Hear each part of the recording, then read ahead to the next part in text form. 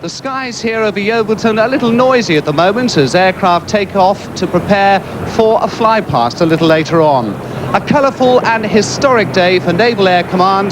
The Queen, of course, visiting to present a new colour to the Fleet Air Arm, the first time she's done this since 1956. With her today, the Duke of Edinburgh and Prince Andrew himself, someone who attended a training course here a few years ago. Apart from the ceremonial, the Queen has had an opportunity to meet service personnel and their families. Now, these are some of the aircraft that we saw earlier this morning. The Queen drove past these, and Commander Vic Sarrett is with me, who himself has flown, and he's going to tell us a little about these aircraft we see now. This is the Firefly, which was brought in the 1940s, just after the Second World War, developed as a fighter, anti-submarine aircraft, a reconnaissance aircraft. This particular one is owned by our historic flight here at Yeovilton and participates in all the air days and air shows throughout the country during the summer. It's in the livery of the Korean markings with the white and black stripes around it. And this particular one was discovered, if that's the right word, in Australia in the 1950s. Was brought back to this country and refurbished here and is now lovingly maintained by members of the historic flight. Next to the Firefly, of course, is the Jetstream aircraft there from the Naval Air Station at Culdrose in Cornwall. These aircraft are used for observer training.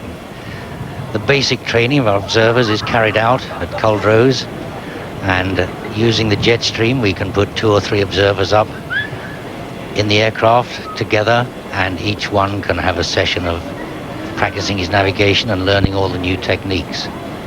The Hunter aircraft, these are based at Yeovilton here.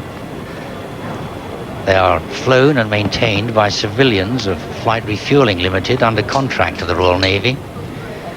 These jets, which are single seat and twin seat, that one 878 is a twin seat aircraft. They're used when we are working up ships in the English Channel. If one takes a ship which has just been in refit, the Hunters go down and they simulate enemy aircraft attacks on the ship. They simulate enemy missile attacks on the ship. And the Canberra, the twin-engined aircraft there, is used for a target towing aircraft. This aircraft leaves us here at Yeovilton and goes down to the English Channel again. It will tow a target on the end of a piece of wire which is about 3 miles long, and the ship will then lock its radar onto the target and fire the guns and the missiles at the target. So a lot of service is provided to the fleet from us here at Yeovilton. In the foreground we've got the Gazelles, which will be flying past this afternoon for the Queen. The Gazelles are from 705 Squadron, the training squadron at Culdrose in Cornwall. The Naval Air Station in Cornwall does the basic training of our helicopter pilots, and on the tail of these Gazelles you can see the emblem of a shark. That indicates that the aircraft belongs to the Shark display team. This is a display team of naval helicopter pilots who participate in air shows and large air displays, not only in this country but in Europe throughout the summer season. The Lynx helicopters, again, based at the Naval Air Station in Portland. These are the ones which embark on the frigates and the destroyers. Here they come. Being led by Lieutenant Commander Bob Horton in the Sea King troop-carrying helicopter. This is the aircraft which operated so well for many years and has given tremendous service to the Royal Navy. There are a leading group of 5 troop-carrying Sea King helicopters, led by 707 Squadron, the training squadron. They'll be flying past at a speed of 90 knots, which is a cruising speed for these aircraft, and at a height of 350 feet. They will be adjusting their speed very slightly now so that they pass overhead directly on time, and it looks good.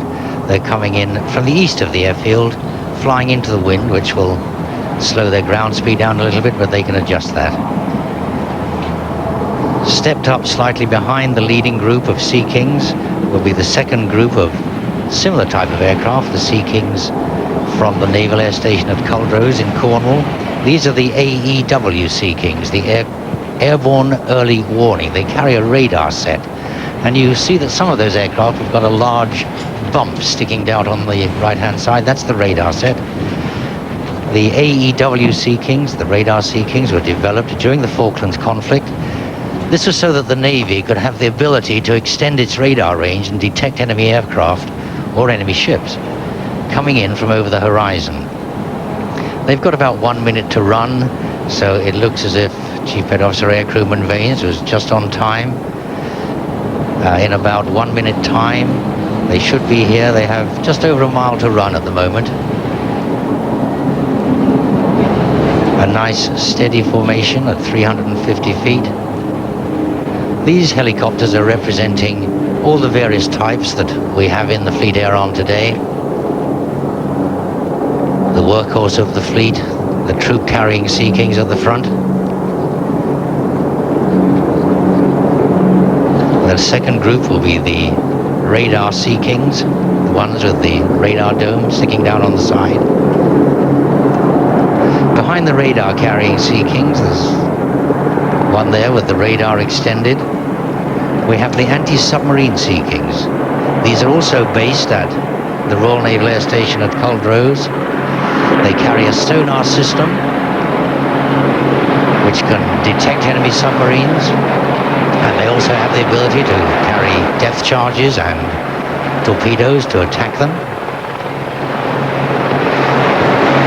The main large helicopters of the Fleet Air Arm are the Sea Kings.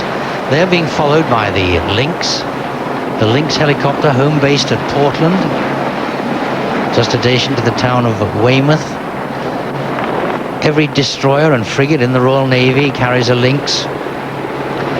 The Lynx is used in a variety of roles, and the Lynx being followed by the Gazelles. Nice formation of Lynx there from Portland, from the 3 squadrons at Portland.